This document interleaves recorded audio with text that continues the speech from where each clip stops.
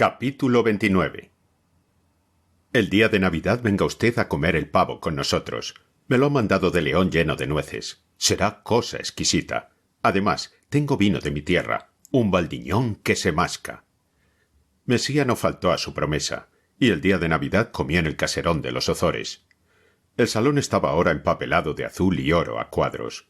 La gran chimenea churrigueresca se había conservado con sus ondulantes sirenas de abultado seno de yeso. Don Víctor se contentó con pintar de un blanco gris discreto, como él decía, todas aquellas cornisas, volutas, acantos, escocias y hojarasca. A los postres, el amo de la casa se quedó pensativo. Seguía con la mirada disimuladamente las idas y venidas de Petra, que servía a la mesa. Después del café pudo notar don Álvaro que su amigo estaba impaciente. Desde aquel verano, desde que habían vivido juntos en la fonda de la costa, don Víctor se había acostumbrado a la comensalía de don Álvaro. Le encontraba a la mesa más decidor y simpático que en ninguna otra parte, y le convidaba a comer a menudo. Pero otras veces, después de charlar cuanto quería, Quintanar solía levantarse, dar una vuelta por el parque, vestirse, siempre cantando, y dejar así media hora larga a solas a Anita y a su amigo. Y ahora no se movía. Ana y Álvaro se miraban, preguntándose con los ojos qué novedad sería aquella. La regenta se inclinó un instante para recoger una servilleta del suelo, y don Víctor hizo a Mesía una seña que quería decir claramente: «Me estorba esa. Si se fuera, hablaríamos». Mesía encogió los hombros. Cuando Ana levantó la cabeza sonriendo a don Álvaro, éste, sin verlo Quintanar, apuntó a la puerta sin mover más que los ojos. Ana salió enseguida. «Gracias a Dios», dijo su marido, respirando con fuerza. «Creí que no se marchaba hoy esa muchacha». Ni siquiera recordaba que otras veces quien se marchaba era él. «Ahora podremos hablar». «Usted dirá», respondió tranquilamente Álvaro, chupando su habano y tapándose la cara con el humo, según su costumbre de enturbiar el aire cuando le convenía. «¿Qué tripa se le habrá roto a éste?», pensó con un vago recelo, que no se explicaba siquiera. Don Víctor acercó su silla a la del otro, y tomó el tono de las grandes revelaciones. «Actualmente», dijo, «todo me sonríe. Soy feliz en mi hogar. No entro ni salgo en la vida pública. Ya no temo la invasión absorbente de la Iglesia, cuya influencia deletérea... Pero esa Petra me parece que me quiere dar un disgusto». Movimiento de sobresalto en Mesía. «Explíquese usted. ¿Ha vuelto usted a las andadas?» «He vuelto y no he vuelto. Quiero decir, ha habido escarceos, explicaciones, treguas, promesas de respetar. Lo que esa grandísima tunanta no quiere que le respeten. En suma, ella está picada porque yo prefiero la tranquilidad de mi hogar, la pureza de mi lecho, de mi tálamo, como si dijéramos, a la satisfacción de efímeros placeres. ¿Me entiende usted? Finge que se alborota por defender su honor que, en resumidas cuentas, aquí nadie se atreve a amenazar seriamente, y lo que en rigor la irrita es mi frialdad». «¿Pero qué hace?» «Vamos a ver. Mire usted, Álvaro, por nada de este mundo daría yo un disgusto a mi Anita, que es ahora modelo de esposas. Siempre fue buena, pero antes tenía sus caprichos, ya recuerda usted». Sí, al grano. Ahora la pobrecita coincide con mis gustos en todo. Por aquí, digo, y por aquí se va. Hasta le ha pasado aquella exaltación un poco selvática, aquel amor excesivo a los placeres bucólicos, aquella exclusiva preocupación de la salud al aire libre, del ejercicio, de la higiene en suma. Todos los extremos son malos, y Benítez me tenía dicho que la verdadera curación de Ana vendría cuando se le viese menos atenta a la salud de su cuerpo, sin volver, ni por pienso, al cuidado excesivo y loco de su alma. Aquello era lo peor. Pero, ¿no me dice usted? Allá voy. Ana vive ahora en un equilibrio que es garantía de la salud, porque tanto tiempo hemos suspirado. Ya no hay nervios, quiero decir, ya no nos da aquellos sustos. No tiene jamás veleidades de santa, ni me llena la casa de sotanas. En fin, es otra, y la paz que ahora disfruto no quiero perderla a ningún precio. Ahora bien, Petra. Puede y creo que quiere comprometernos. Pero vamos a ver, ¿qué hace Petra? Comprometer la paz de esta casa. Temo que quiere dominarnos prevaliéndose de mi situación falsa, falsísima, lo confieso. ¿No comprende usted que para Ana tendría que ser un golpe terrible cualquier revelación de esa ramerilla hipócrita? —¿Pero qué sucede, señor? Hable usted claro y pronto —gritó Mesía impaciente, más interesado en el asunto de lo que su amigo podía suponer. —Más bajo, Álvaro, más bajo. ¿Qué sucede? Mucho. Petra sabe que yo quiero evitar a toda costa un disgusto a mi mujer, porque temo que cualquier crisis nerviosa lo echase todo a rodar y volviéramos a las andadas. Un desengaño. Mi escasa fidelidad descubierta, de fijo la volvería a sus antiguas cavilaciones, a su desprecio del mundo. Buscaría consuelo en la religión. Y ahí teníamos al señor magistral otra vez. Antes que eso, cualquier cosa. Es preciso evitar a toda costa que Ana sepa que yo, en momento de ceguera intelectual y sensual, fui capaz de solicitar los favores de esa Scortum, como las llama don Saturnino. Pero, ¿por qué ha de saber Ana eso? Sí, después de todo, no hay nada que saber. Lo que hay basta para clavarle un puñal a la pobrecita. La conozco yo, y sobre todo, si Petra dice lo que hay, mi esposa pensará lo demás, lo que no hay. Pero Petra, acabe usted. ¿Ha dicho algo? ¿Ha amenazado con decir? Esa es la cuestión. Habla gordo, es insolente, trabaja poco, no admite riñas y aspira a ponerse en pie de igualdad absurdo. Absurdo. Y la infame. ¿Con quién creerá usted que está más altiva, más soberbia, más insolente? ¿Conmigo? Eso parecería lo natural. Pues no, señor, con Ana. Pásmese usted, con Ana. Desde la nube de humo en que estaba envuelto, don Álvaro contestó: Ya se comprende. Quiere hacerle a usted la forzosa. Tal vez celos. Eso digo yo. Sufre que tu mujer oiga insolencias a la que quisiste hacer tu concubina. Os se lo cuento todo. Este es el lenguaje de la conducta de esa meretriz solapada. Ahora bien, un consejo. Solución. ¿Qué hago? ¿Sufrir en silencio? Absurdo. Además, puede acabársele la paciencia, Anita. Que si ha aguantado hasta ahora es por lo mucho que le queda de cuando fue casi santa. Pero si Ana se incomoda, si sospecha, si... Triste de mí. Calma, hombre, calma. ¿Qué hacemos, Álvaro? ¿Qué hacemos? Es muy sencillo. ¡Sencillo!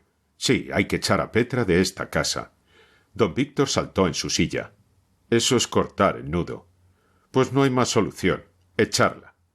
Don Víctor expuso las dificultades y los peligros del remedio, pero don Álvaro prometió allanarlo todo. Él sabía cómo se trataba a esta gente. Daba la casualidad feliz de que en la fonda en que él vivía como niño mimado hacía tantos años se necesitaba una muchacha para servir a los huéspedes.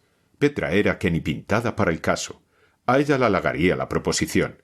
Se la haría el mismo don Álvaro. Y si por caso extraño resistía, él sabría amenazarla de suerte que... etcétera, etcétera. En fin, don Víctor lo dejó en manos de su amigo y se fue al casino algo más tranquilo. «Usted se queda a preparar el terreno, ¿eh?» «Sí, hombre, a arreglarlo todo». En cuanto don Víctor cerró de un golpe la puerta de la escalera, Ana entró asustada en el comedor. Iba a hablar, pero llegó Petra a recoger el servicio del café y cayó fingiendo leer el lábaro. Salió la doncella y Ana dijo: «¿Qué hay, Álvaro?» «Hay que ya no te queda pretexto para negarme que venga de noche. No te entiendo. Petra marcha de esta casa. Adiós, espías». «¿Petra? ¿Que marcha Petra?» «Sí. Él me ha encargado de despedirla. Dice que es insolente, que te trata mal. Dios mío. ¿Ha notado él?» «Sí, boba, pero no te asustes. Él lo toma por donde no quema». Mesía explicó a la regenta el caso. Le había enterado de todo y de mucho más.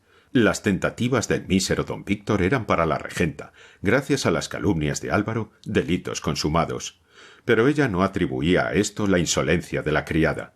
Temía que hubiese descubierto sus amores con Mesía, y que aquella soberbia, aquel desafío constante de sus miradas, de sus sonrisas y de sus gestos, fuese amenaza de revelar a don Víctor su secreto. «Ya ves cómo no era lo que tú temías, aprensiva. Es muy posible, probable, que la pobre chica no sospeche nada, que su atrevimiento no sea más que una amenaza al amo». Ana se ruborizó. Todo aquello le repugnaba. Aquel marido a quien ella había sacrificado lo mejor de la vida no solo era un maníaco, un hombre frío para ella, insustancial, sino que perseguía a las criadas de noche por los pasillos, las sorprendía en su cuarto, les veía las ligas. ¡Qué asco! No eran celos. ¿Cómo habían de ser celos? Era asco y una especie de remordimiento retrospectivo por haber sacrificado a semejante hombre la vida. Sí, la vida. que era la juventud. Álvaro, seguía pensando Ana, había hecho mal en revelarme aquellas miserias, en hacer traición a Quintanar, por indigno que éste fuera, y sobre todo en avergonzarla a ella con las aventuras ridículas y repugnantes del viejo. Pero como tenía empeño a limpiar de toda culpa a su Mesía, a su señor, al hombre a quien se había entregado en cuerpo y en alma por toda la vida, según ella, pronto le disculpaba, reflexionando que el pobre Álvaro hacía aquello por amor, por arrojar del pensamiento de su Ana todo escrúpulo, todo miramiento que pudiera atarla al viejo que había hecho de lo mejor de su vida un desierto de tristeza. Tampoco le agradaba a Anita ver a su Álvaro metido en aquellos cuidados domésticos de despedir criadas, y menos encontrarle tan experto en el asunto. Todo aquello, de puro prosaico y bajo, era repugnante. Pero, ¿qué remedio? Álvaro lo hacía por ella, por gozar tranquilamente de aquella felicidad que tantos años de martirio le había costado. Estos y todos los demás lunares que Mesía le obligaba a descubrir de poco acá, el endiablado espíritu de análisis, camino de locura según ella, procuraba Ana convertirlos en otras tantas estrellas luminosas de pura hermosura. Si alguna vez le sobrecogía la idea de perder a don Álvaro, temblaba horrorizada, como en otro tiempo cuando temía perder a Jesús. Las primeras palabras de amor que Ana, ya vencida, se atrevió a murmurar con voz apasionada y tierna, al oído de su vencedor, no el día de la rendición, mucho después, fueron para pedirle el juramento de la constancia. Para siempre, Álvaro, para siempre, júramelo. Si no es para siempre, esto es un bochorno, es un crimen infame, villano. Mesía había jurado, y seguía jurando todos los días, una eternidad de amores. La idea de la soledad después de aquello le parecía a la regenta más horrorosa que en un tiempo se le antojara la imagen del infierno.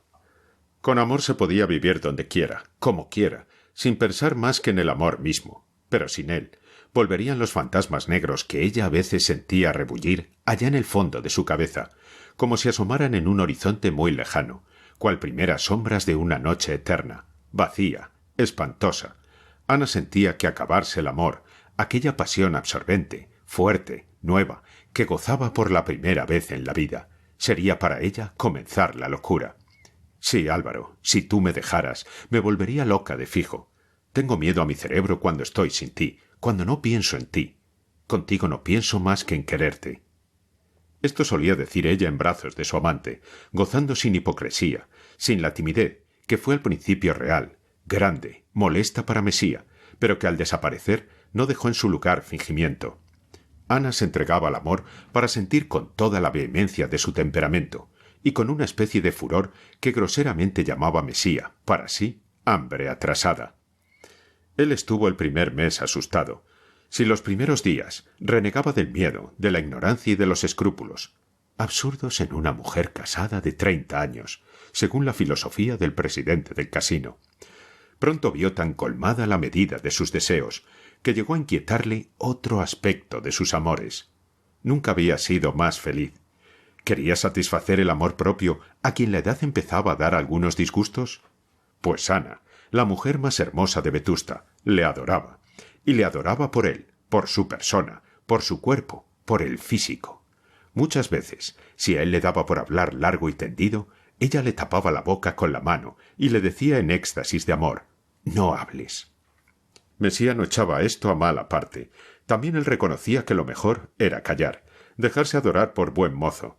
¿Quería satisfacer caprichos de la carne ahita, gozar delicias delicadas de los sentidos? Pues la misma ignorancia de Ana y la fuerza de su pasión y las circunstancias de su vida anterior y las condiciones de su temperamento y la de su hermosura facilitaban estos alambicados goces del gallo, corrido y gastado, pero capaz de morir de placer sin miedo. Y a pesar de tanta felicidad, Mesía estaba intranquilo. «Está usted desmejorado», le decía Somoza. «Cuidado», repetía Visitación. Y él mismo notaba que su rostro perdía la lozana apariencia que había recobrado en aquellos meses de buena vida, de ejercicio y abstinencia que él, prudentemente, había observado antes de dar el ataque decisivo a la fortaleza de la regenta. Sí, sentía que dentro de su cuerpo había algo que hacía crack de cuando en cuando. Había polilla por allá dentro. Y lo que él temía no era la enfermedad por la enfermedad, la vejez por la vejez. No, era buen soldado del amor, héroe del placer, sabría morir en el campo de batalla. Su inquietud era por otro motivo. Morir, bueno, pero decaer y decaer en presencia de Ana era horroroso, era ridículo y era infame. Sí, él faltaba a su juramento envejeciendo, perdiendo fuerzas. Recordaba con escalofríos épocas pasadas, en que decadencias pasajeras, producidas por excesos de placer, le habían obligado a recurrir a expedientes bochornosos, buenos para referirlos entre carcajadas en el casino, a última hora, a Paco, a Joaquín y demás trasnochadores, para referirlos después de pasados, cuando el vigor volvía y ya las trazas cómicas no eran necesarias. Pero expedientes odiosos como la miseria y sus engaños. Aquel fingir juventud, virilidad, constancia en el amor corporal, parecíale a don Álvaro semejante a los recursos de la pobreza ostentosa que describe Quevedo en El gran tacaño. Él también había sido más de una vez, después de pródigo, el gran tacaño del amor. Pero las trazas antiguas serían imposibles ahora, si llegara el caso de necesitarlas. No, antes de huir o pegarse un tiro. Ana, la pobre Ana, tenía derecho a una juventud eterna e inagotable. Pero estas ideas tristes, aprensiones de la edad, venían de tarde en tarde. Lo más del tiempo, semejante inquietud dejaba libre al tenorio vetustense, gozando de aquellos amores que reputaba la gloria más alta de su vida. Por su parte se confesaba todo lo enamorado que él podía estarlo de quien no fuese don Álvaro Mesía. Después del presidente del casino, ningún ser de la tierra le parecía más digno de adoración que su dócil Ana, su Ana frenética de amor, como él había esperado siempre, aun en los días de mayor apartamiento. Don Álvaro no se confesaba a sí mismo que había habido un tiempo en que perdiera la esperanza de vencer a la regenta. La tenía ahora tan vencida. Mejor que nunca lo conoció cuando hubo que dar la gran batalla para trasladar al caserón de los Ozores el nido del amor adúltero. Ana se opuso, lloró, suplicó. No, no, eso no, Álvaro, por Dios, no, eso nunca. Y resistió muchos días a las súplicas del amante, que se quejaba de lo poco y deprisa y sin comodidad que gozaba de su amor. Casi siempre se veían en casa de Vegallana. Allí eran sus cariños furtivos, precipitados, pero el reposado dominio, de horas y horas de voluptuosa intimidad, no era posible conseguirlo, si no se buscaba lugar menos expuesto a sobresaltos, intermitencias y disimulos. Ana se negaba a acudir a un rincón de amores que Álvaro prometía buscar. El mismo Álvaro confesaba que era difícil encontrar semejante rincón seguro en un pueblo tan atrasado como Vetusta. Además, el lugar que él pudiera encontrar, al cabo tenía que parecerle repugnante a ella. Y como en Ana la imaginación influía tanto, el desprecio del albergue podía llevarla a la repugnancia del adulterio. No había más remedio que tomar por asilo el caserón de los Ozores. Era lo más seguro, lo más tranquilo, lo más cómodo. Comprendía Álvaro los escrúpulos de Ana, pero se propuso vencerlos y los venció. Sin embargo, si los obstáculos del orden puramente moral, los escrúpulos místicos, como decía Álvaro, con frase tan impropia como horriblemente grosera, se dejaron a un lado, a fuerza de pasión, los inconvenientes materiales, las precauciones del miedo, opusieron dificultades de más importancia. A don Álvaro se le ocurría que sin tener de su parte a una criada, a la doncella, mejor, era todo, si no imposible, muy difícil. Pero ni siquiera se atrevió a proponer a Anita su idea. La vio siempre desconfiada, mostrando antipatía mal oculta hacia Petra, y comprendió además que era muy nueva la regenta en esta clase de aventuras, para llegar al cinismo de ampararse de domésticas, y menos sabiendo de ellas que eran solicitadas por su marido. Pero otra cosa era conquistar a la criada sin que lo supiera el alma. ¿No era Petra muy tentada de la risa? La aventura de la liga y otras de que él tenía noticia ¿no probaban que era muy fácil interesar en su favor a aquella muchacha? Sí, dicho y hecho. En ausencia de Ana y de don Víctor, detrás de la puerta, en los pasillos, donde podía, don Álvaro comenzó el ataque de Petra, que se rindió mucho más pronto de lo que él esperaba.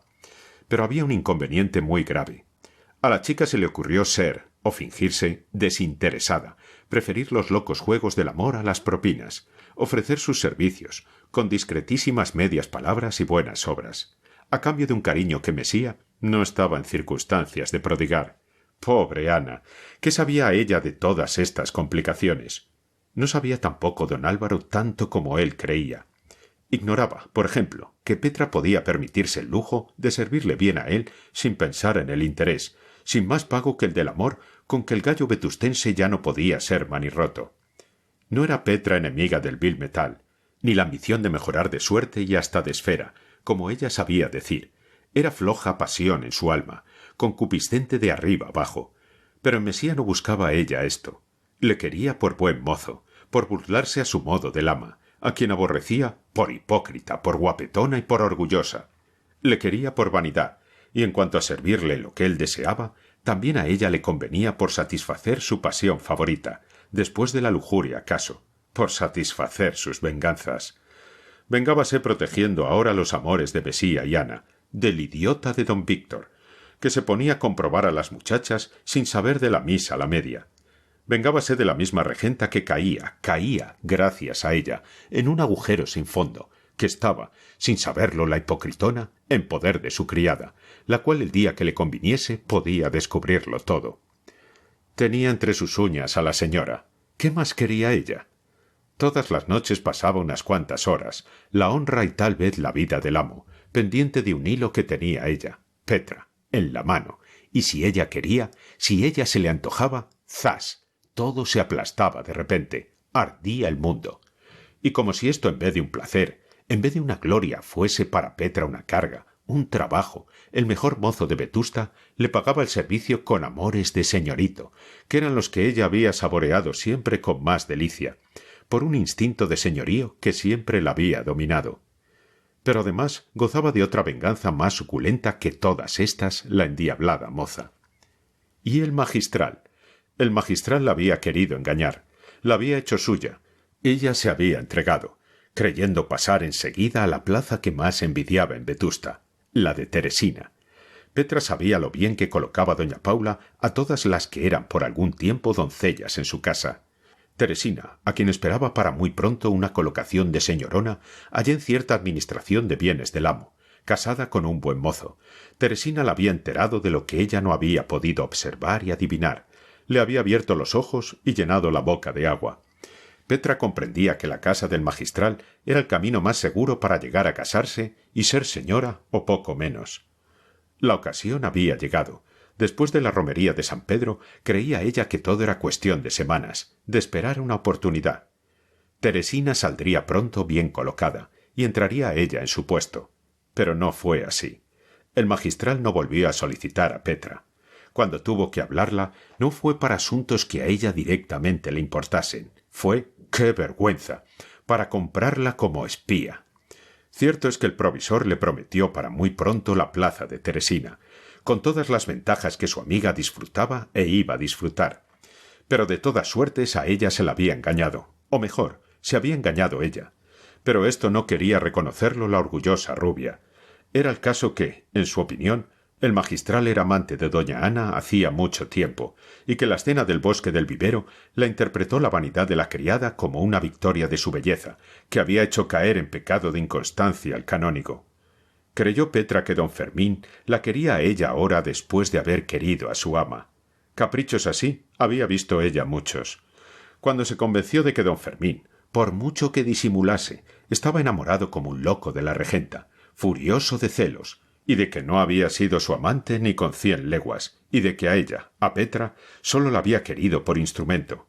La ira, la envidia, la soberbia, la lujuria se sublevaron dentro de ella, saltando como sierpes. Pero las acalló por de pronto, disimuló, y por entonces sólo dio satisfacción a la avaricia. Aceptó las proposiciones del canónigo. Ella entraría en casa de don Fermín el día que fuese necesario salir del caserón de los Ozores, pero entretanto prestaría allí sus servicios bien pagada, mejor pagada de lo que podía pensar. El canónigo sabría todo lo que pasaba. Si doña Ana recibía visitas, quién entraba cuando no estaba don Víctor, o se quedaba después de salir el amo, etcétera, etcétera. Petra prometió decir todo lo que hubiera. Fingió no recordar siquiera ciertas promesas de otro orden que a don Fermín se le habían escapado en el calor de la improvisación, en aquella dichosa mañana del vivero, de que estaba avergonzado. Cuando vio don Fermín a Petra tan propicia para servirle por dinero, sintió más y más haber comenzado por el camino absurdo, vergonzoso de una seducción, ridícula. Aquella aventura que le recordaba las de antaño le sonrojaba ahora, porque contradecía en cierto modo aquel andamiaje de sofismas con que se explicaba su pasión por la regenta. El amor purísimo que yo tengo todo lo disculpa. ¿Pero ese amor se aviene con aventuras como la del bosque? Claro que no, le decía la conciencia. Por eso le repugnaba Petra ahora, pero no había más remedio que valerse de ella. Petra era feliz en aquella vida de intrigas complicadas de que ella sola tenía el cabo. Por ahora quien servía con lealtad era Mesía. Este pagaba con amor, aunque era algo remiso para el pago, y ella le ayudaba cuanto podía, porque ayudarle era satisfacer sus propios deseos, hundir al ama, tenerla en un puño, y burlarse sangrientamente del idiota del amo y del indino del canónigo. Para más adelante se reservaba la astuta moza el derecho de vender a don Álvaro y ayudar a su señor, al que pagaba, al que había de hacerla a ella señorona, a don Fermín. ¿Cuándo había de ser esto? Ello diría. Si don Álvaro no se portaba bien, podía ocurrir el caso, llegar la oportunidad. Si ella se cansaba, o si Teresina dejaba la plaza y por miedo que otra la ocupase, le convenía correr a ella, también podía convenir echarlo a rodar todo. Entretanto, don Fermín no sabía por Petra nada más que noticias vagas, suficientes para tenerle toda la vida sobre espinas, para hacerle vivir como un loco furioso que tenía además el tormento de disimular sus furores delante del mundo, y de doña Paula singularmente. De modo que si don Álvaro podía decir con razón «Pobre Ana, que no sabe nada de esto», también Petra podía exclamar «Pobre don Álvaro, que no sabe ni la cuarta parte de lo que tanto le importa». El presidente del casino de Vetusta no tuvo inconveniente en engañar a la regenta. Era, según él, muy justo respetar los escrúpulos de aquella adúltera primeriza. Otra frase grosera del seductor, que no podía venirse a tomar por encubridora a Petra, pero también era equitativo que él, sin decírselo doña Ana, fingiendo desconfiar también de la doncella, aprovechase los servicios de ésta, preciosos en tales circunstancias. La cuestión era entrar todas las noches en la habitación de la regenta, por el balcón. Esto se decía pronto, pero hacerlo ofrecía serias dificultades. ¿A dónde daba el balcón del tocador? Al parque. ¿Cómo se podía entrar en el parque? Por la puerta. ¿Pero quién tenía la llave de la puerta? Una, Frígilis. Con esta no había que contar. ¿Y la otra? Don Víctor. Esta podía sustraérsele, pero Petra dijo que a tanto no se comprometía, que aquello de andar llaves en el ajo era delicado y podía comprometerla. Lo mejor era que el señorito saltase por la pared. Justamente don Álvaro tenía las piernas muy largas. De esta manera la comedia se representaba mejor. Segura doña Ana de que don Álvaro saltaba por el muro, no podía sospechar tan fácilmente que tenía cómplices dentro de casa. Después llegar bajo el balcón, trepar por la reja del piso bajo y encaramarse en la barandilla de hierro era cosa fácil para tan buen mozo. Todo esto lo hacía don Álvaro sin la ayuda directa e inmediata de Petra, y doña Ana encontraba así muy verosímil todo lo que su amante decía de su industria para entrar en el cuarto de ella. Para lo que servía Petra era para vigilar, para evitar que don Álvaro pudiera ser sorprendido al entrar o al salir, y para darse tales trazas que doña Ana creyese que ella, la doncella, no había estado durante toda la noche en circunstancias de poder notar la presencia del amante. Estaba además allí para dar el grito de alarma, si llegaba el caso, y para combinar las horas. En el servicio de Petra había algo de la responsabilidad de un jefe de estación de ferrocarril. Don Álvaro sabía, porque don Víctor se lo había confesado, que el regente y Frígilis, en cuanto llegaba el tiempo, salían de caza mucho más temprano de lo que Ana creía. Petra era la encargada de despertar al amo, porque Anselmo se dormía sin falta y no cumplía su cometido. Frígilis llegaba al parque a la hora convenida, ladraba y bajaba don Víctor. Llegó a quejarse don Tomás de que sus ladridos no siempre despertaban al amo ni a la doncella, de que se le hacía esperar mucho tiempo, y para evitar reyertas y plantones, se acordó que Crespo y Quintanar acudiesen al parque a la misma hora sin necesidad de ladrar nadie. Para mayor seguridad, don Víctor compró un reloj despertador, que sonaba como un terremoto, y con este aviso automático, como él decía, acudió en adelante a la hora señalada para la cita. Casi todas las mañanas Quintanar y Crespo llegaban al parque a la misma hora. El tren que les llevaba a las marismas y montes de Palomares salía este año un poco más tarde, y no necesitaban levantarse antes del ser de día. Todo esto necesitó saber don Álvaro para no exponerse a un choque en la vía con Frígilis o con el mismísimo don Víctor. Este mismo, sin saber lo que hacía, le enteró de sus horas de salida, y lo demás que necesitaba saber de los pormenores se lo refirió Petra. Así pues, no había miedo. Lo de saltar la tapia ofreció algunas dificultades, pero una noche, por la parte de fuera en la solitaria calleja de tras la cerca, el Tenorio preparó removiendo piedras y quitando cal, 2 o 3 estribos muy disimulados en el muro, hacia la esquina. Hizo también con disimulo fingidas grietas o resquicios que le permitieron apoyarse y ayudar la ascensión, y quedó así vencido el principal obstáculo. Por la parte de dentro todo fue como coser y cantar. Un tonel viejo, arrimado al descuido a la pared, y los restos de una espaldera, fueron escalones suficientes, sin que nadie pudiese notarlo, para subir y bajar don Álvaro por la parte del parque con toda la prisa que pudieran aconsejar las circunstancias. Aquella escalera disimulada la comparaba don Álvaro con esas cajas de cerillas que ostentan la popular leyenda. ¿Dónde está la pastora? ¿Dónde estaba la escala? Después de verla una vez no se veía otra cosa, pero al que no se la mostraban no se le aparecía a ella. No faltaba más que lo peor, persuadir a la regenta que abriera el balcón. Como a ella no se le podía hablar de las garantías de seguridad que don Álvaro tenía dentro de la casa, nada o poco se podía oponer a sus argumentos relativos a las sospechas probables de la antipática Petra. Pero al fin don Álvaro, que había triunfado de lo más, triunfó de lo menos. Llegó a comprender a Ana que era imposible, o tal vez ridículo, negarse a recibir en su alcoba a un hombre a quien se había entregado ella por completo. Mucho valía la castidad del lecho nupcial, o exnupcial, mejor dicho, pero ¿no valía más la castidad de la esposa misma? Entre estos sofismas, y la pasión y la constancia en el pedir, dieron la victoria a Mesía, que si no pudo acallar los sobresaltos de Ana, quien a cada ruido creía sentir el espionaje de Petra, conseguía a menudo hacerla olvidarse de todo para gozar del delirio amoroso en que él sabía envolverla, como en una nube envenenada con opio. Y así pasaban los días, asustada Ana de que tampoco después de la caída fuese ella capaz de recibir a un hombre en su alcoba, ella, que tantos años había sabido luchar antes de caer. Aquella tarde de Navidad, después de recoger el servicio del café, Petra salió de casa y se dirigió a la del magistral. La recibió doña Paula. Eran ahora muy buenas amigas. La madre del provisor conocía la estrecha simpatía que existía entre Teresina y la doncella de la regenta. Y por la actual criada del señorito, sabía que en el ánimo de Fermín, Petra era la persona destinada a sustituir a Teresa el día, próximo ya, en que ésta alcanzara el premio consabido de salir de allí casada para administrar ciertos bienes de los provisores.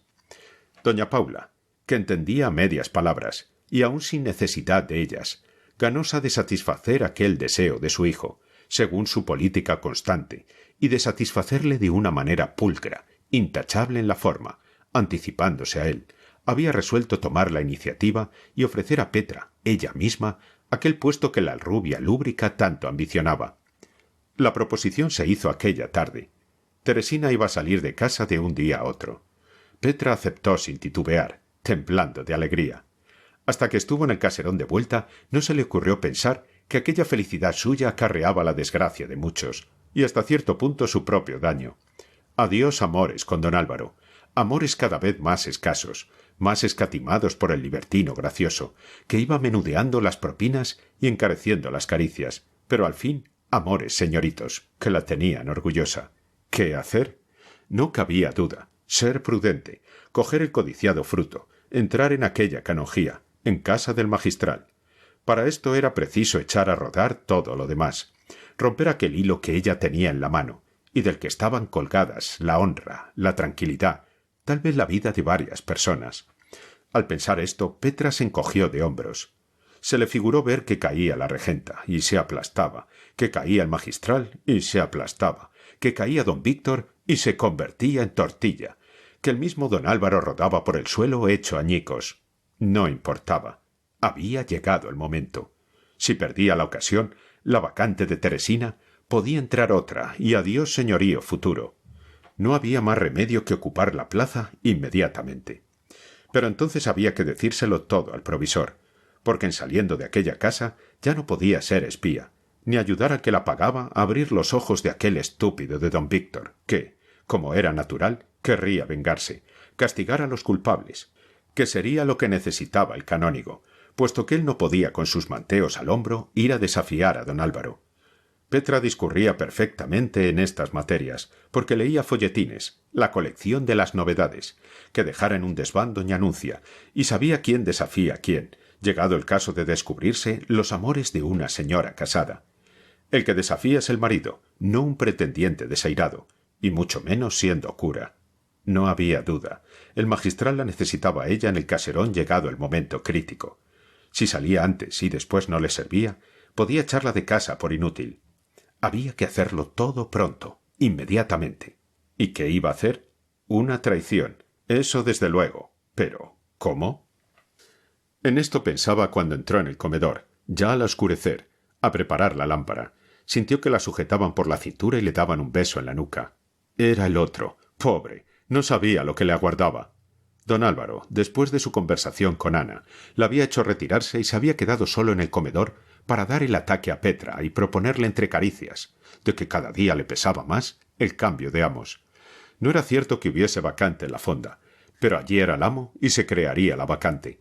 Con toda la diplomacia que pudo emplear, un hombre que se creía principalmente político y era seductor de oficio, ofreció a la doncella la nueva posición, que sería divertidísima y lucrativa como pocas. Don Víctor le tenía miedo, doña Ana también, cada cual por su motivo, y él, don Álvaro, sería mucho mejor servido si Petra consentía en salir de la casa. Ya ves, hija, tú has cometido una falta, tratar a la señora con altivez, con insolencia. Esto, que es feo de por sí, la asustó a ella, haciéndole creer que sabes algo, y que abusas de tu secreto. Le asustó a él, que teme que vas a cantar, y me perjudica a mí, como comprendes, porque, ya ves, estando asustada ella, recelosa, pago yo. Y a ti ya no te necesito en esta casa, porque yo entro y salgo ya sin guías. Y allá en casa, en la fonda puede sernos útil. Además, don Álvaro comprendía que ya no podía pagar a Petra sus servicios con amor, porque cada día era más urgente economizarlo. Y llevando a la chica a la fonda, allí otros huéspedes hambrientos de esta clase de bocados la distraerían, y él cumpliría con propinas en adelante. En suma, ya le estorbaba Petra en el caserón de los Ozores por muchos conceptos, pero a ella no se le podían dar tales razones. Señorito, dijo Petra, que a pesar de su resolución reciente, sintió en el orgullo una herida de 3 pulgadas. No necesita apurarse tanto para convencerme de que debo irme de esta casa. No, hija, lo que es. Si tú lo tomas por donde quema, yo no insisto. No, señor, si no me deja usted explicarme. Si yo quiero salir de aquí, si precisamente... Pero en cuanto a lo de irme a la fonda, no, señor. Una cosa es que una tenga sus caprichos y una buena voluntad, ¿entiende usted? Y otra cosa es que a una la regalen a los amigos, y la lleven y la traigan y... Pero, Petrica, si no es eso, si yo por tu bien... Don Álvaro bajaba la voz, y Petra la levantaba. Pero la astuta moza, que sabía contenerse cuando era por su bien, se reprimió, y cambiando el tono y el estilo, se disculpó, disimuló el enojo, y dijo que todo estaba perfectamente, y que ella misma pediría a la soldada, y se iría tan contenta, no a la fonda sino a otra casa. Una proporción que tenía, y que no podía decir todavía cuál era. Por lo demás, tan amigos, y si el señorito, don Álvaro, la necesitaba, allí la tenía, porque la ley era la ley, y en lo tocante a callar, un sepulcro, que ella lo había hecho por afición a una persona, que no había por qué ocultarlo, y por lástima de otra, casada con un viejo chocho, inútil y chiflao que era una compasión. Petra engañó otra vez a Mesía. Hasta le consintió nuevas caricias de gratitud, que él se juró serían las últimas, por lo de la economía, que le tenía maniático. Don Víctor supo aquella noche en el casino que al día siguiente Petra pediría la cuenta, se marcharía. ¡Oh, placer! Quintanar respiró con fuerza de fuelle y abrazó a su amigo. Le debía algo mejor que la vida, la tranquilidad de su hogar doméstico. Trabajaba don Fermín en su despacho, envueltos los pies en el mantón viejo de su madre. Escribía a la luz blanquecina y monótona de la mañana nublada. Un ruido le distrajo, levantó los ojos y vio en medio del umbral a doña Paula, pálida, más pálida que solía. —¿Qué hay, madre? —Está ahí esa Petra, la de Quintanar, que quiere hablarte. Hablarme. ¿Tan temprano? ¿Qué hora es? Las 9. Dice que es cosa urgente. Parece que viene asustada. Le tiembla la voz. El magistral se puso del color de su madre, y en pie como por máquina. —¡Que entre, que entre! Doña Paula dio media vuelta y salió al pasillo. Antes acarició a su hijo con una mirada de compasión de madre. —Entra —dijo a Petra, que, toda de negro, esperaba, con la cabeza inclinada sobre el pecho. Doña Paula quería comerse con los ojos el secreto de la criada. ¿Qué sería? Dudó un momento. Estuvo casi resuelta a preguntar, pero se contuvo y dijo otra vez: —Anda, hija mía, entra. Hija mía, pensó Petra, esta me quiere en casa. Segura es mi suerte. —¿Qué hay? —gritó el magistral acercándose a la criada, como queriendo salir al paso a las noticias. Petra vio que estaban solos y se echó a llorar. Don Fermín hizo un gesto de impaciencia, que no vio Petra, porque tenía los ojos humillados. Había querido hablar el canónigo, pero no había podido. Sentía en la garganta manos de hierro, y por el espinazo y las piernas sacudimientos y un temblor tenue, frío y constante. —Pronto, ¿qué pasa? Pudo preguntar al cabo. Petra dijo, sin cesar de gemir, que necesitaba que la oyese en confesión, que no sabía si era buena obra o un pecado lo que iba a hacer, que ella quería servirle a él, servir a su amo, servir a Dios, que al fin religión era también el interés del prójimo, pero temía, no sabía si debía. —¡Habla, habla! Te digo que hables pronto. ¿Qué hay, Petra? ¿Qué hay? Don Fermín, con disimulo, apoyó una mano en la mesa. Hubo una pausa. —Habla, por Dios. —¿En confesión? Petra, habla. Pronto. —Señor, yo he prometido decir a usted todo. —Sí, todo. Habla. Pero ahora no sé si debo.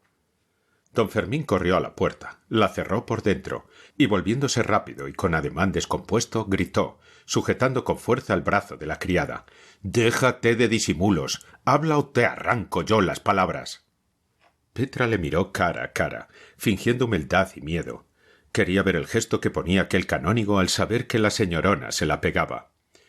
Petra dijo, sin rodeos, que había visto ella, con sus propios ojos, lo que jamás hubiera creído. El mejor amigo del amo, aquel don Álvaro que de día no se separaba de don Víctor. Entraba de noche en el cuarto de la señora por el balcón, y no salía de allí hasta el amanecer.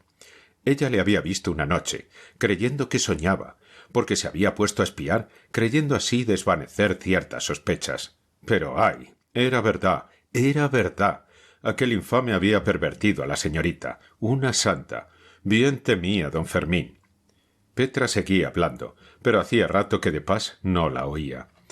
En cuanto comprendió de qué se trataba, antes de oír las frases crudas, en que pintó la rubia lúbrica el asalto del caserón de los Ozores por el tenorio vetustense, don Fermín giró sobre los talones, como si fuera a caer desplomado, dio 2 pasos inciertos y llegó al balcón contra cuyos cristales apoyó la frente. Parecía mirar a la calle, pero tenía los ojos cerrados. Oía a Petra sin entender bien su palique. Le molestaba el ruido de la voz aguda y lacrimosa. No lo que decía, que ya no llegaba a la atención del canónigo. Quería mandarla callar, pero no podía hablar, no podía moverse. Petra habló todo lo que quiso. Cuando calló, se oyeron nada más los ruidos apagados de la calle, las ruedas de un coche que corría muy lejos, la voz de un mercader ambulante que pregonaba a grito limpio paños de manos y encajes finos. El magistral estaba pensando que el cristal helado que oprimía su frente parecía un cuchillo que le iba cercenando los sesos. Y pensaba además que su madre al meterle por la cabeza una sotana le había hecho tan desgraciado, tan miserable, que él era en el mundo lo único digno de lástima. La idea vulgar, falsa y grosera de comparar al clérigo con el eunuco se le fue metiendo también por el cerebro, con la humedad del cristal helado. Sí, él era como un eunuco enamorado, un objeto digno de risa, una cosa repugnante de puro ridícula.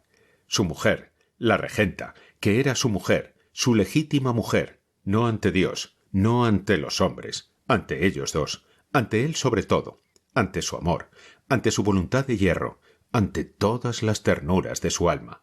La regenta, su hermana del alma, su mujer, su esposa, su humilde esposa, le había engañado, le había deshonrado, como otra mujer cualquiera, y él, que tenía sed de sangre, ansias de apretar el cuello al infame, de ahogarle entre sus brazos, seguro de poder hacerlo, seguro de venderle, de pisarle, de patearle, de reducirle a cachos, a polvo, a viento.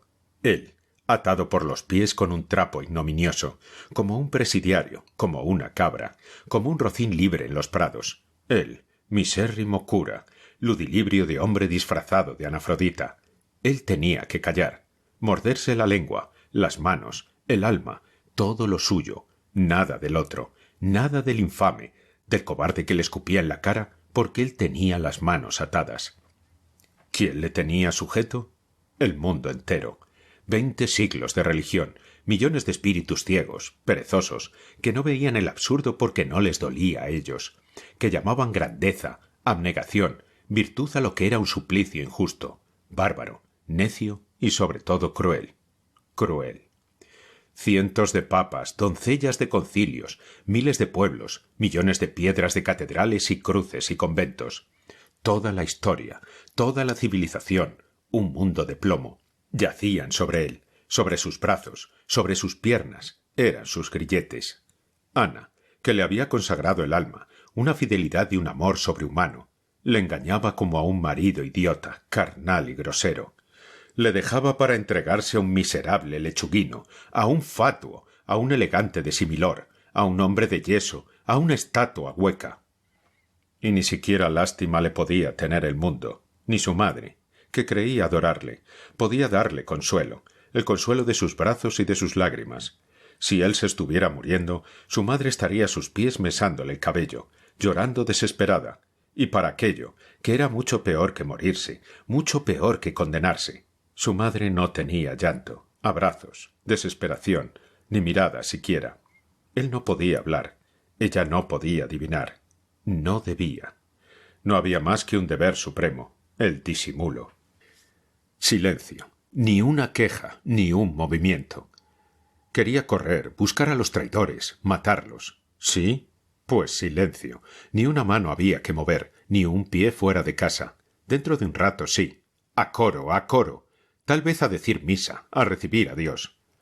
El provisor sintió una carcajada de Lucifer dentro del cuerpo. Sí, el diablo se le había reído en las entrañas, y aquella risa profunda, que tenía raíces en el vientre, en el pecho, le sofocaba y le asfixiaba.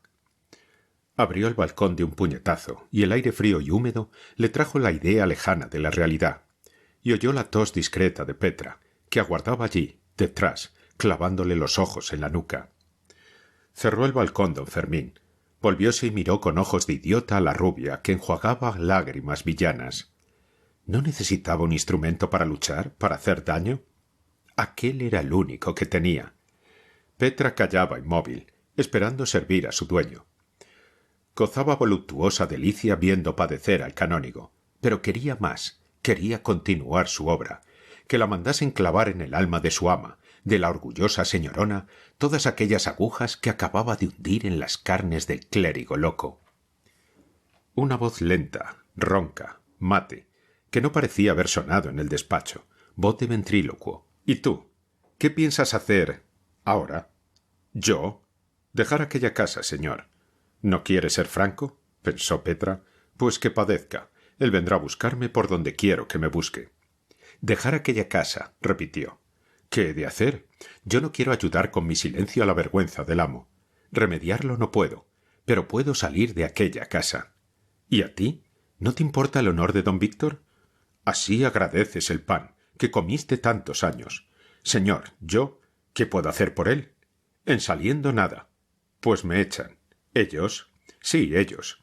Ayer el señorito Álvaro, que es el que manda allí, porque el amo está ciego, ve por sus ojos. El señorito Álvaro me puso de patitas en la calle. Hoy debo despedirme. Me ofreció colocación en la fonda, pero yo prefiero quedar en la calle. Vendrás a esta casa, Petra, dijo la voz de caverna, con esfuerzos inútiles por ser dulce. Petra volvió a llorar. ¿Cómo pagaría ella tal caridad? Etcétera, etcétera. Aquella ternura facilitó el tratado. Cediendo cada cual un poco de su tesón, se fueron acercando al infame convenio, a la intriga asquerosa y vil. Al principio fingiendo pulcritud, invocando santos intereses, después olvidando estas fórmulas.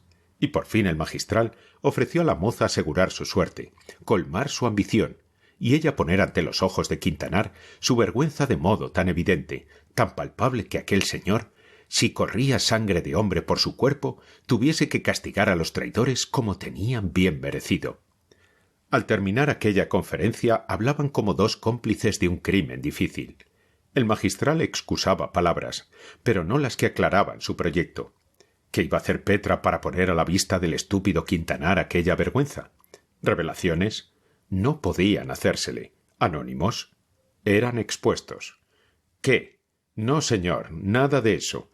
Ha de verlo él, repetía Petra, olvidada de sus fingimientos, con placer de artista. Había allí dos criminales apasionados, y ningún testigo de la ignominia. Cada cual veía su venganza, no el crimen del otro ni la vergüenza del pacto.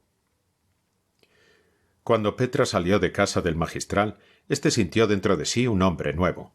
El hombre quería de muerte por venganza, el criminal, el ciego por la pasión.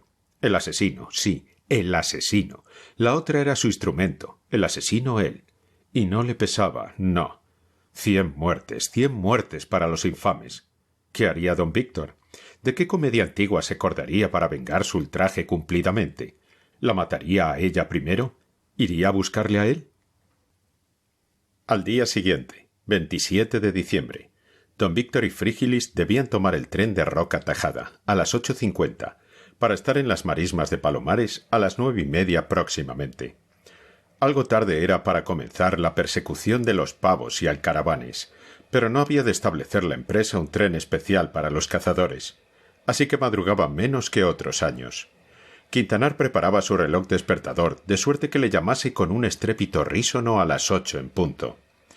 En un decir Jesús se vestía, se lavaba, salía al parque donde solía esperar 2 o 3 minutos a Frígilis, si no le encontraba ya allí, y en esto y en el viaje a la estación se empleaba el tiempo necesario para llegar algunos minutos antes de la salida del tren mixto. De un sueño dulce y profundo, poco frecuente en él, despertó Quintanar aquella mañana con más susto que solía, aturdido por el estridente repique de aquel estertor metálico, rápido y descompasado. Venció con gran trabajo la pereza. Bostezó muchas veces, y al decidirse a saltar del lecho, no lo hizo sin que el cuerpo encogido protestara del madrugón importuno. El sueño y la pereza le decían que parecía más temprano que otros días, que el despertador mentía como un deslenguado, que no debía de ser ni con mucho la hora que la esfera rezaba. No hizo caso de tales sofismas el cazador, y sin dejar de abrir la boca y estirar los brazos, se dirigió al lavabo y de buenas a primeras zambulló la cabeza en agua fría. Así contestaba don Víctor a las sugestiones de la mísera carne que pretendía volverse a las ociosas plumas. Cuando ya tenía las ideas más despejadas, reconoció imparcialmente que la pereza aquella mañana no se quejaba de vicio. Debía ser en efecto bastante más temprano de lo que decía el reloj. Sin embargo, él estaba seguro de que el despertador no adelantaba y de que por su propia mano le había dado cuerda y puéstolo en hora la mañana anterior. Y con todo, debía ser más temprano de lo que allí decía. No podían ser las 8, ni siquiera las 7. Se lo decía el sueño que volvía, a pesar de las abluciones, y con más autoridad se lo decía la escasa luz del día. El orto del sol hoy debe ser a las 7:20, minuto arriba o abajo. Pues bien, el sol no ha salido todavía, es indudable. Cierto que la niebla espesísima y las nubes cenicientas y pesadas que cubren el cielo hacen la mañana muy oscura, pero no importa. El sol no ha salido todavía. Es demasiada oscuridad esta. No deben de ser ni siquiera las 7. No podía consultar el reloj de bolsillo, porque el día anterior, al darle cuerda, le había encontrado roto el muelle real. Lo mejor será llamar. Salió a los pasillos en zapatillas. «¡Petra! ¡Petra!», dijo queriendo dar voces sin hacer ruido. «Petra, Petra, ¿qué diablos? ¿Cómo ha de contestar si ya no está en casa? La pícara costumbre. El hombre es un animal de costumbres», suspiró don Víctor. Se alegraba en el alma de verse libre de aquel testigo y semivíctima de sus flaquezas, pero, así y todo, al recordar ahora que en vano gritaba «¡Petra!», sentía una extraña y poética melancolía. Cosas del corazón humano. «¡Servanda, Servanda! ¡Anselmo! ¡Anselmo!». Nadie respondía. No hay duda, es muy temprano. No es hora de levantarse los criados siquiera. Pero entonces, ¿quién me ha adelantado el reloj? 2 relojes echados a perder en 2 días. ¿Cuando entra la desgracia por una casa? Don Víctor volvió a dudar. ¿No podían haberse dormido los criados? ¿No podía aquella escasez de luz originarse de la densidad de las nubes? ¿Por qué desconfiar del reloj si nadie había podido tocar en él? ¿Y quién iba a tener interés en adelantarle? ¿Quién iba a permitirse semejante broma? Quintanar pasó a la convicción contraria. Se le antojó que bien podían ser las 8. Se vistió deprisa, cogió el frasco del anís, bebió un trago según acostumbraba cuando salía de caza aquel enemigo mortal del chocolate, y echándose al hombro el saco de las provisiones, repleto de ricos fiambres, bajó a la huerta por la escalera del corredor, pisando de puntillas, como siempre, por no turbar el silencio de la casa. Pero a los criados ya los compondría él a la vuelta. ¡Perezosos! Ahora no había tiempo para nada. Frígilis debía de estar ya en el parque esperándole impaciente. Pues, señor, si en efecto son las 8, no he visto día más oscuro en mi vida. Y sin embargo, la niebla no es muy densa. No, ni el cielo está muy cargado. No lo entiendo. Llegó Quintanar al cenador, que era el lugar de cita. Cosa más rara. Frígilis no estaba allí. ¿Andaría por el parque? Se echó la escopeta al hombro y salió de la glorieta. En aquel momento el reloj de la catedral, como si bostezara, dio 3 campanadas. Don Víctor se detuvo pensativo. Apoyó la culata de su escopeta en la arena húmeda del sendero y exclamó: «Me lo han adelantado». «¿Pero quién? Son las 8 menos cuarto o las 7 menos cuarto. ¡Esta oscuridad!». Sin saber por qué, sintió una angustia extraña. También él tenía nervios, por lo visto. Sin comprender la causa, le preocupaba y le molestaba mucho aquella incertidumbre. ¿Qué incertidumbre? Estaba antes obcecado. Aquella luz no podía ser la de las 8. Eran las 7 menos cuarto. Aquello era el crepúsculo matutino. Ahora estaba seguro. Pero entonces, ¿quién le había adelantado el despertador más de 1 hora? ¿Quién y para qué? Y sobre todo, ¿por qué este accidente sin importancia le llegaba tan adentro? ¿Qué presentía? ¿Por qué creía que iba a ponerse malo? Había echado a andar otra vez. Iba en dirección a la casa, que se veía entre las ramas deshojadas de los árboles, apiñados por aquella parte. Oyó un ruido que le pareció el de un balcón que abrían con cautela. Dio 2 pasos más entre los troncos que le impedían saber qué era aquello, y al fin vio que cerraban un balcón de su casa, y que un hombre que parecía muy largo se descolgaba, sujeto a las barras y buscando con los pies la reja de una ventana del piso bajo para apoyarse en ella, y después saltar sobre un montón de tierra. El balcón era el de Anita. El hombre se embozó en una capa de vueltas de grana y esquivando la arena de los senderos, saltando de uno a otro cuadro de flores y corriendo después sobre el césped a brincos, llegó a la muralla, a la esquina que daba a la calleja de tras la cerca. De un salto se puso sobre una pipa medio podrida que estaba allí arrinconada y haciendo escala de unos restos de palos de espaldar clavados entre la piedra, llegó, gracias a unas piernas muy largas, a verse a caballo sobre el muro. Don Víctor la había seguido de lejos, entre los árboles. Había levantado el gatillo de la escopeta sin pensar en ello, por instinto, como en la caza, pero no había apuntado al fugitivo. Antes quería conocerle. No se contentaba con adivinarle. A pesar de la escasa luz del crepúsculo, cuando aquel hombre estuvo a caballo en la tapia, el dueño del parque ya no pudo dudar. «Es Álvaro», pensó Víctor, y se echó el arma a la cara.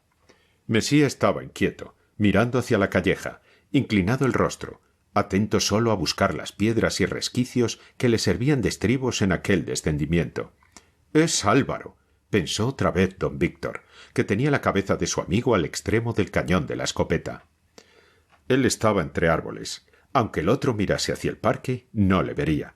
Podía esperar, podía reflexionar. Tiempo había. Era tiro seguro. Cuando el otro se moviera para descolgarse, entonces. Pero tardaba años, tardaba siglos. Así no se podía vivir, con aquel cañón que pesaba quintales, mundos de plomo y aquel frío que comía el cuerpo y el alma, no se podía vivir.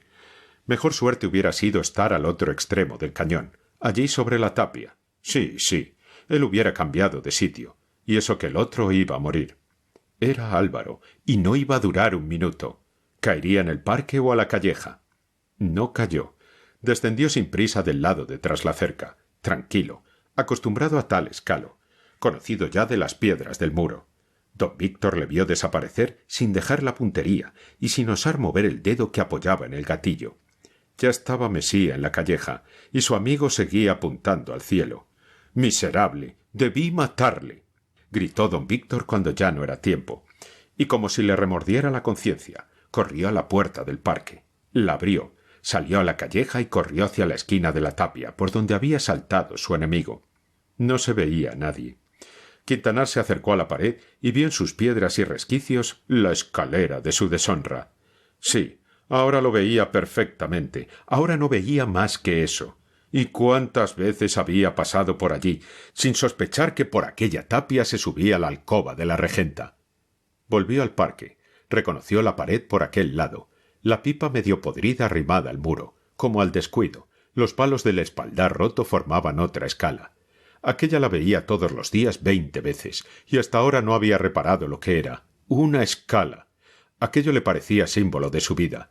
Bien claras estaban en ella las señales de su deshonra, los pasos de la traición, aquella amistad fingida, aquel sufrirle comedias y confidencias, aquel malquistarle con el señor magistral. Todo aquello era otra escala, y él no la había visto nunca, y ahora no veía otra cosa. ¿Y Ana? Ana. Aquella estaba allí, en casa, en el lecho, la tenía en sus manos, podía matarla, debía matarla, ya que al otro le había perdonado la vida. Por horas, nada más que por horas. ¿Por qué no empezaba por ella? Sí, ya iba. Estaba resuelto, era claro, había que matar. ¿Quién lo dudaba? Pero antes quería meditar. Necesitaba calcular, sí, las consecuencias del delito, porque al fin era delito. Ellos eran unos infames, habían engañado al esposo, al amigo, pero él iba a ser un asesino, digno de disculpa, todo lo que se quiera, pero asesino. Se sentó en un banco de piedra, pero se levantó enseguida. El frío del asiento le había llegado a los huesos, y sintió una extraña pereza su cuerpo, un egoísmo material que le pareció don Víctor indigno de él y de las circunstancias. Tenía mucho frío y mucho sueño. Sin querer, pensaba en esto con claridad, mientras las ideas que se referían a su desgracia, a su deshonra, a su vergüenza, se mostraban reacias, huían, se confundían y se negaban a ordenarse en forma de raciocinio. Entró en el cenador y se sentó en una mecedora. Desde allí se veía el balcón de donde había saltado don Álvaro. El reloj de la catedral dio las 7. Aquellas campanadas fijaron en la cabeza aturdida de Quintanar la triste realidad. Le habían adelantado el reloj. ¿Quién? Petra, sin duda Petra. Había sido una venganza. Oh, una venganza bien cumplida. Ahora le parecía absurdo haber tomado la poca luz del alba por día nublado. Y si Petra no hubiera adelantado el reloj, o si él no le hubiese creído, tal vez ignoraría toda la vida la desgracia horrible, aquella desgracia que había acabado con la felicidad para siempre. La pereza de ser desgraciado, de padecer, unida a la pereza del cuerpo que pedía a gritos colchones y sábanas calientes, entumecían el ánimo de don Víctor, que no quería moverse, ni sentir, ni pensar, ni vivir siquiera. La actividad le horrorizaba. Oh, qué bien si se parase el tiempo. Pero no se paraba. Corría, le arrastraba consigo. Le gritaba: «Muévete, haz algo, tu deber. Aquí de tus promesas. Mata, quema, vocifera. Anuncia al mundo tu venganza. Despídete de la tranquilidad para siempre. Busca energía en el fondo del sueño. De los bostezos arranca los apóstrofes del honor ultrajado. Representa tu papel. Ahora te toca a ti. Ahora no es Perales quien trabaja. Eres tú. No es Calderón quien inventa casos de honor. Es la vida, es tu pícara suerte. Es el mundo miserable que te parecía tan alegre, hecho para divertirse y recitar versos. Anda, corre, sube, mata a la dama. Después desafía al galán y mátale también. No hay otro camino. Y a todo esto sin poder menear pie ni mano, muerto de sueño, aborreciendo la vigilia que presentaba tales miserias, tanta desgracia, que iba a durar ya siempre. Pero había llegado la suya. Aquel era su drama de capa y espada. Lo sabía en el mundo también. Pero qué feos eran, qué horrorosos. ¿Cómo podía ser que tanto deleitasen aquellas traiciones, aquellas muertes, aquellos rencores en versos y en el teatro? Qué malo era el hombre. ¿Por qué recrearse en aquellas tristezas cuando eran ajenas, si tanto dolían cuando eran propias? Y él, el miserable, hombre indigno, cobarde, estaba filosofando y su honor sin vengar todavía. Había que empezar, volaba el tiempo. Otro tormento, el orden de la función, el orden de la trama. ¿Por dónde iba a empezar? ¿Qué iba a decir? ¿Qué iba a hacer? ¿Cómo la mataba a ella? ¿Cómo le buscaba a él? El reloj de la catedral dio las 7:30. De un brinco se puso Quintanar en pie. Media hora en un minuto, y no he oído el cuarto. Y Frígilis va a llegar, y yo no he resuelto. Don Víctor tuvo conciencia clara de que su voluntad estaba inerte, no podía resolver. Se despreció profundamente, pero más profundo que el desprecio fue el consuelo que sintió al comprender que no tenía valor para matar a nadie, así, tan de repente. O subo y la mato ahora mismo, antes que llegue Tomás, o ya no la mato hoy. Volvió a caer sentado en la mecedora, y aliviada su angustia con la laxitud del ánimo, que ya no luchaba con la importancia de la voluntad. Recobró parte de su vigor el sentimiento, y el dolor de la traición le pinchó por la vez primera con fuerza bastante para arrancarle lágrimas. Lloró como un anciano, y pensó en que ya lo era. Jamás se le había ocurrido tal idea. Su temperamento le engañaba, fingiendo una juventud sin fin. La desgracia al herirle de repente le desteñía, como un chubasco, todas las canas del espíritu. Ay, sí, era un pobre viejo y le engañaban, se burlaban de él. Llegaba la edad en que iba a necesitar una compañera, como un báculo, y el báculo se le rompía en las manos. La compañera le hacía traición. Iba a estar solo. Le abandonaban la mujer y el amigo.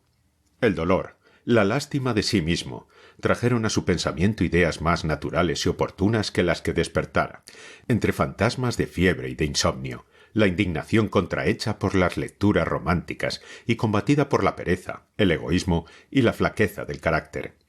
No sentía celos, no sentía en aquel momento la vergüenza de la deshonra, no pensaba ya en el mundo, en el ridículo que sobre él caería.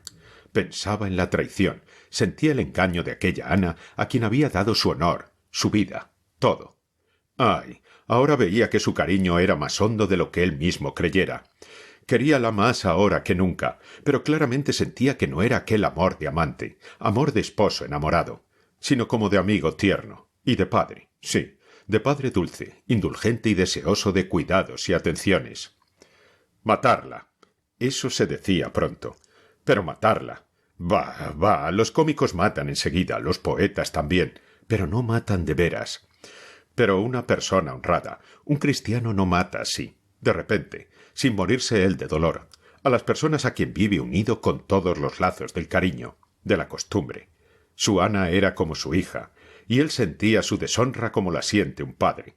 Quería castigar, quería vengarse, pero matar era mucho. No tendría valor ni hoy, ni mañana, ni nunca. ¿Para qué engañarse a sí mismo? Mata el que se ciega, el que aborrece.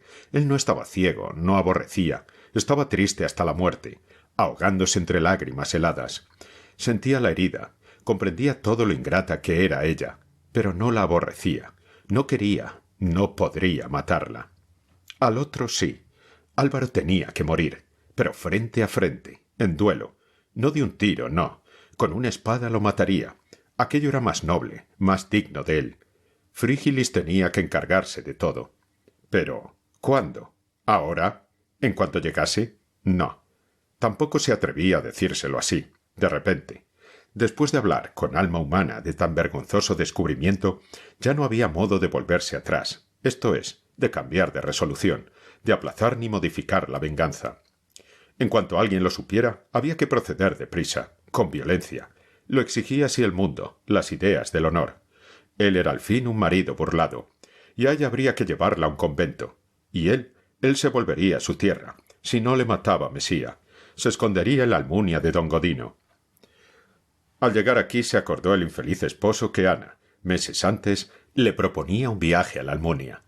Tal vez si él hubiera aceptado, se hubiese evitado aquella desgracia. Irreparable. Sí, irreparable. ¿Qué duda cabía? Y Petra. Maldita sea Petra. Es ella quien me hace tan desgraciado, quien me arroja en este pozo oscuro de tristeza, de donde ya no saldré aunque mate al mundo entero, aunque haga pedazos a Mesía y entierre viva a la pobre Ana. Ay, Ana también va a ser bien infeliz. La catedral dio 8 campanadas. Las 8. Ahora debía yo despertar, y no sabría nada. Este pensamiento le avergonzó.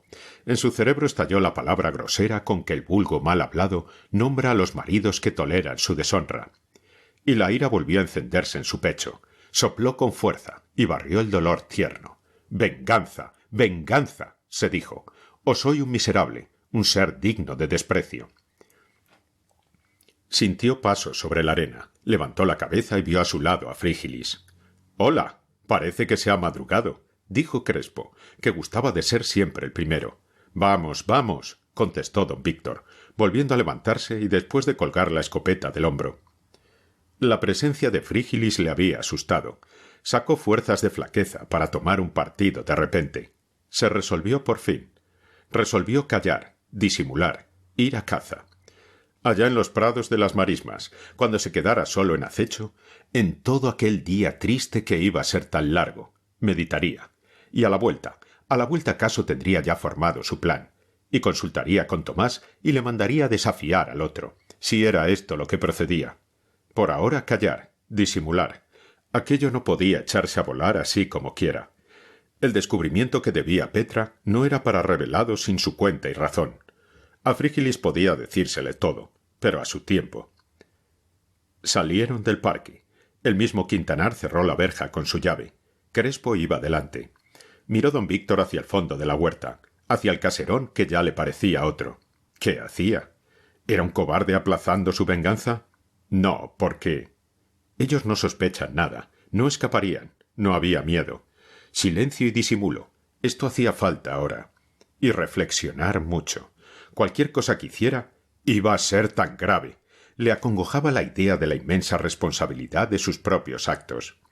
El sentir que de su voluntad, siempre tornadiza, impresionable y débil, iban ahora a depender sucesos tan importantes, la suerte de varias personas, le sumía en una especie de pánico taciturno y desesperado. Veleidades tenía de llamar a Frígilis, decírselo todo, ponerlo en sus manos todo. Frígilis, aunque era un soñador, llegado el caso tenía mejor sentido que él. Sabría ser más práctico. ¿Qué haría? Por lo pronto seguir a Tomás a la estación. Y callar. Para hablar siempre era tiempo. La mañana seguía cenicienta. Nubes y más nubes plomizas salían como de un telar de los picos y mesetas del Corfín. Caían sobre la sierra, se arrastraban por sus cumbres, resbalaban hacia Vetusta y llenaban el espacio de una tristeza gris, muda y sorda. «No hace frío», observó Frígilis al llegar a la estación. No llevaba más abrigo que su bufanda a cuadros, pero decía él que su cazadora valía por la piel de un proboscidio. No le entraban balas ni catarros. En cambio Quintanar, ceñido al cuerpo el capotón espeso, tenía que hacer esfuerzos para no dar diente con diente. «No, no hace mucho frío», dijo, por miedo de delatarse.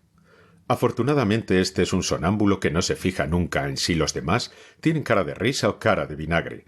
Debo de estar pálido, desencajado, pero este egoísta no ve nada de eso. Entraron en un coche de tercera. En su mismo banco Frígilis encontró antiguos conocidos. Eran 2 ganaderos que volvían de Castilla, y después de hacer noche en Vetusta, buscaban el amor de su hogar allá en la aldea.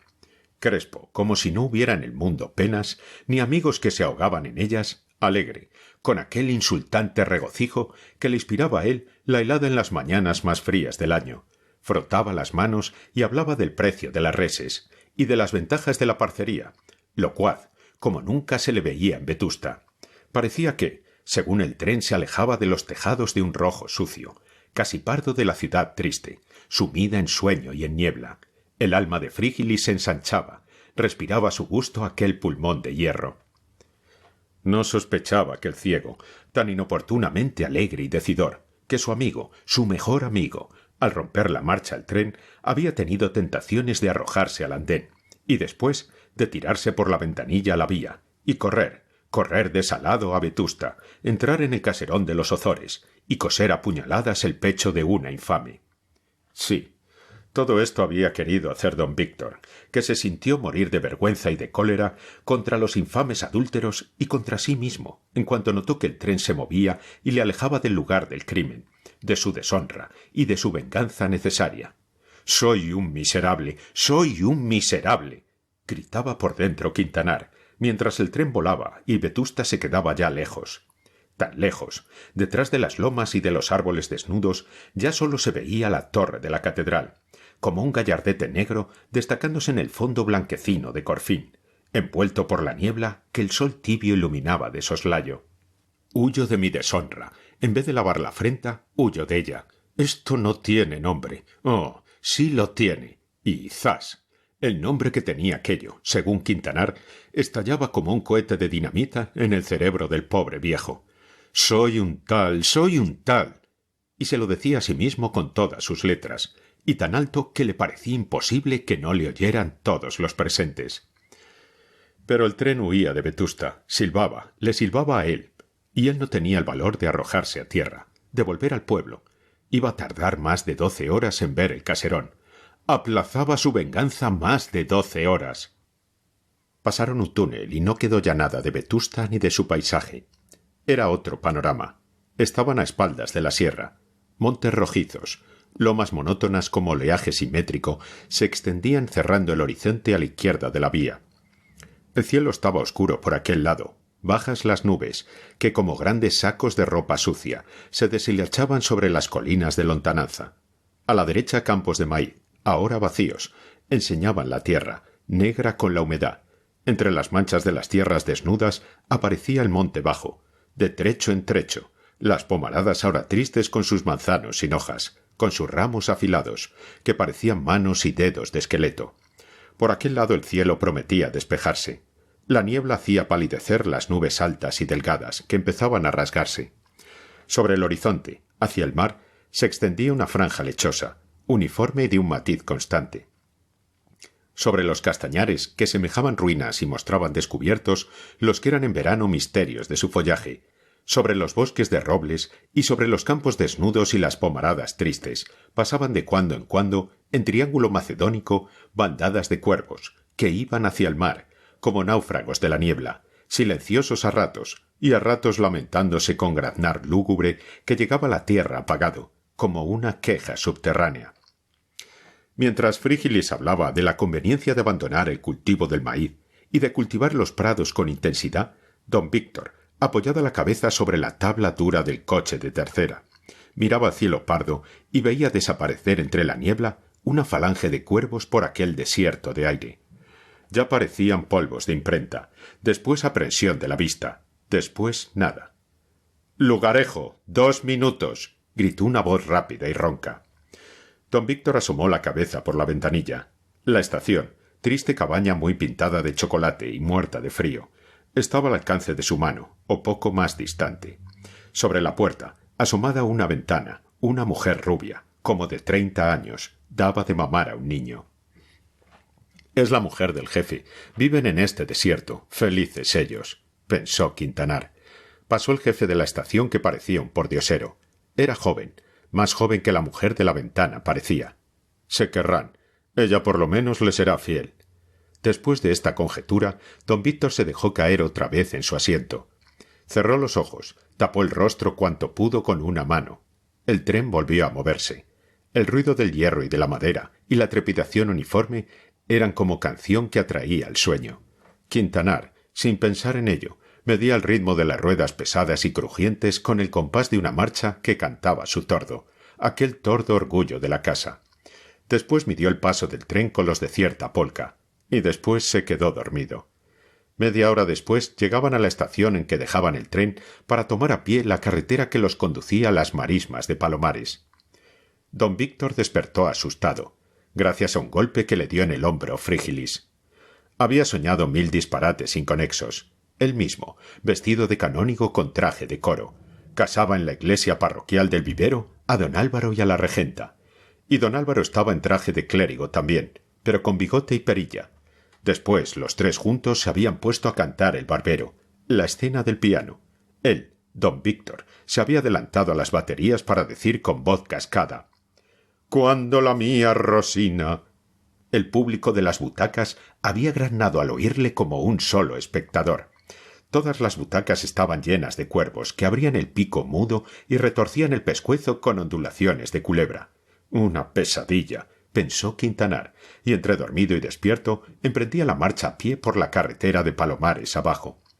Estaban en Roca Tajada. A la derecha, a pico, se elevaba el monte Areo, partido por aquel desfiladero, estrecha garganta por donde sólo cabían la angosta carretera y el río Abroño, que se cruzaban en mitad de la hoz pasando el camino, perpendicular al río, por un puente de piedra blanca. Después de almorzar en Roca Tajada, en la taberna de Matiella, estanquero y albañil, grande amigo de Frígilis, los dos amigos cazadores dejaron el camino real, y por pragos fangosos de hierba alta, de un verde oscuro, llegaron otra vez a las orillas del Abroño, allí más ancho, rodeado de juncos y arena, rizado por las ondas verdes que le mandaba el mar ya vecino.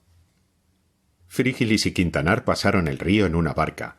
Comenzaron a subir una colina coronada por una aldea de casas blancas, separadas por pomaradas y laureles, pinos de copa redonda y ancha y álamos esbeltos.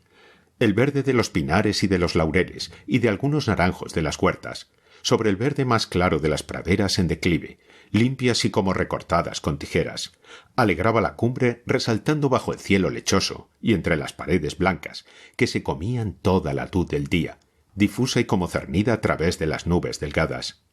Según subían por la falda de la loma, que era como primer escalón para la colina, el terreno se afirmaba, la hierba aclaraba su color y menguaba. Frígilis se detuvo y contempló el monte Areo que tenía enfrente, el río ondulante que quedaba debajo y la franja del mar, azulada con pintas blancas, que se veía en un rincón del horizonte, en apariencia más alto que el río, con una pared oscura que subía hacia las nubes. Quintanar se sentó sobre una peña que dejaba descubierta el prado. De la parte de Areo, cruzando sobre el río a mucha altura, vieron venir un bando de tordos de agua. Cuando estuvieron a tiro, Frígilis disparó los de su escopeta con tan mala suerte que no consiguió más que dispersar las apretadas filas. —¡Tira tú, bobo! —gritó Crespo furioso. Quintanar se levantó, apuntó, disparó y 4 tordos de agua cayeron heridos por los perdigones que, según pensó en aquel instante don Víctor, debía tener en los sesos el amigo traidor, el infame don Álvaro. Sí, aquel tiro era el de Álvaro. Los tordos, inocentes, caían a pares, y el ladrón de su honra vivía. Y, cosa extraña, cuando ya en el parque había estado apuntando a la cabeza de Mesía, no recordaba que el cartucho mortífero tenía carga de perdigón. Suponíalo lleno de posta o de balas. Muy contra su voluntad, a pesar de la desgracia que tenía encima, el cazador sintió el placer de la vanidad satisfecha. Frígilis había disparado 2 tiros y nada. Disparaba el uno solo y 4. Sí, 4. Allí estaban, sangrando sobre el prado, mezclando las gotas rojas con la escarcha blanca de la hierba. Media hora después, Frígilis tomaba el desquite matando un soberbio pato marino. Quintanar, por gusto, mató un cuervo que no recogió. Cazaron hasta las 12, hora de comer sus fiambres. Los perros de Frígilis se aburrían. Aquella caza en que ellos representaban un papel secundario les parecía una vergüenza. Bostezaban y obedecían mal a la voz del amo. Después de comer los fiambres y de beber regulares tragos, don Víctor sintió su pena con intensidad 4 veces mayor. Todo lo veía claro, toda la trascendencia de su descubrimiento del amanecer se le aparecía como un tratado clásico de historia. Lo que había sucedido, lo que iba a suceder, lo veía como en un panorama. Y sentía comezón de hablar y ansia de llorar. ¿Por qué no abría el pecho al amigo del alma, al verdadero, al único? No se lo abrió. No era tiempo. Para perseguir un bando de peguetas que volaba de prado en prado, siempre alerta, se separaron. Aquellos pajarracos no se comían, pero Frígilis les tenía declarada la guerra, porque se burlaban de los cazadores con una especie de ironía, de sarcasmo que parecía racional. Esperaban, fingían estar descuidados, disimulaban su vigilancia, y al ir Frígilis a disparar, escondido tras un seto, volaban los condenados gritando como brujas sorprendidas en aquelarre. Por eso los perseguía tenaz, irritado. Se separaron. Si las peguetas iban por un lado al escapar del prado, que cubrían tiñéndolo de negro, se encontraban con la descarga de Crespo. Si tomaban por el otro lado, disparaba don Víctor, el cual se quedó solo, sobre una loma dominando el valle. Se le vislumbraba detrás de un toldo blanquecino, como si fuera una luna de teatro hecha con un poco de aceite sobre un papel. A lo lejos gritaban las agoreras aves de invierno. que después aparecían bajo las nubes, volando fuera de tiro, sin miedo al cazador, pero tristes, cansadas de la vida, suponía Quintanar. El campo estaba melancólico, el invierno parecía una desnudez, y a pesar de todo, qué hermosa era la naturaleza, qué tranquilamente reposaba. Los hombres eran los que habían engendrado los odios, las traiciones, las leyes convencionales que atan a la desgracia el corazón.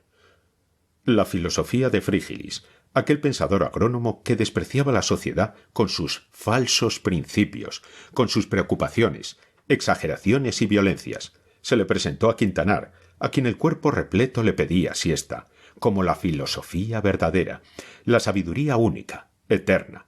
Vetusta quedaba ya, detrás de montes y montes. ¿Qué era comparada con el ancho mundo? Nada, un punto. Y todas las ciudades, y todos los agujeros donde el hombre, esa hormiga, fabricaba su albergue, ¿qué eran comparados con los bosques vírgenes, los desiertos, las cordilleras, los vastos mares? Nada. Y las leyes de honor, las preocupaciones de la vida social todas, ¿qué eran al lado de las grandes y fijas y naturales leyes a que obedecían los astros en el cielo, las olas en el mar, el fuego bajo la tierra, la savia circulando por las plantas? Vivos deseos sintió Quintanar, por un momento, de echar raíces y ramas, y llenarse de musgo como un roble secular de aquellos que veía coronando las cimas del monte Areo. Vegetar era mucho mejor que vivir. Oyó un tiro lejano. Después el estrépito de las peguetas que volaban riéndose con estridentes chillidos. Las vio pasar sobre su cabeza. No se movió. Que se fueran al diablo. Él estaba pensando en Tomás Kempis. Sí, Kempis, a quien había olvidado. Tenía razón. Dondequiera estaba la cruz. Arregla, decía el sabio asceta. Arregla y ordena todas las cosas según tu modo de ver y según tu voluntad. Y verás que siempre tienes algo que padecer de grado o por fuerza. Siempre hallarás la cruz. Y también recordaba lo de: algunas veces parecerá que Dios te deja, otras veces serás mortificado por el prójimo, y lo que es más, muchas veces te serás molesto a ti mismo. Sí, el prójimo me mortifica, y yo mismo me molesto, me hago daño hasta sangrar el alma. No sé lo que debo hacer, ni lo que debo pensar siquiera. Anita me engaña, es una infame, sí. Pero, ¿y yo? ¿No la engaño yo a ella? ¿Con qué derecho uní mi frialdad, de viejo distraído y soso, a los ardores y a los sueños de su juventud romántica y extremosa? ¿Y por qué alegué derechos de mi edad para no servir como soldado del matrimonio, y pretendí después batirme como contrabandista del adulterio? ¿Dejará de ser adulterio el del hombre también? Digan lo que quieran las leyes. Le daba ira encontrarse tan filósofo, pero no podía otra cosa. Comprendía que aquellas meditaciones le alejaban de su venganza, que en el fondo del alma él no quería ya vengarse, quería castigar como un juez recto y salvar su honor, nada más. Y esto mismo le irritaba. Después volvía la lástima tierna de sí mismo, la imagen de la vejez solitaria, y los alcaravanes, allá en el cielo gris, iban cantando sus ayes como quien recita el Kempis en una lengua desconocida. Sí, la tristeza era universal. Todo el mundo era podredumbre, el ser humano lo más podrido de todo. Y siempre sacaba en consecuencia que él no sabía lo que debía hacer, ni siquiera lo que debía pensar, ni aun lo que debía sentir. De todas suertes, las comedias de capa y espada mentían como bellacas. El mundo no era lo que ellas decían. Al prójimo no se le atraviesa el cuerpo sin darle tiempo más que para recibir una redondilla. Los hombres honrados y cristianos no matan tanto ni tan deprisa. De noche, en el tren, cuando volvían solos a Vetusta en un coche de segunda, por miedo al frío de los de tercera, Frígilis, que miraba el paisaje triste a la luz de la luna, que aquella vez había podido más que el sol y había roto las nubes, Frígilis sintió un suspiro como un barreno detrás de sí, y volvió la cabeza diciendo: «¿Qué te pasa, hombre? Todo el día te he visto preocupado, tristón. ¿Qué pasa?» La lamparilla del techo, que alumbraba 2 departamentos, apenas rompía las tinieblas de aquel coche que parecía caja de muerto. Frígilis no podía ver bien el rostro de don Víctor, pero le oyó, de repente, llorar como un chiquillo, y sintió la cabeza fuerte y blanca de Quintanar apoyada en el hombro del amigo. Sí, se apoyaba el pobre viejo con cariño, confianza y con la fuerza con que se deja caer un muerto. parecía aquello la abdicación de su pensamiento, de toda iniciativa. Tomás, necesito que me aconsejes. Soy muy desgraciado. Escucha,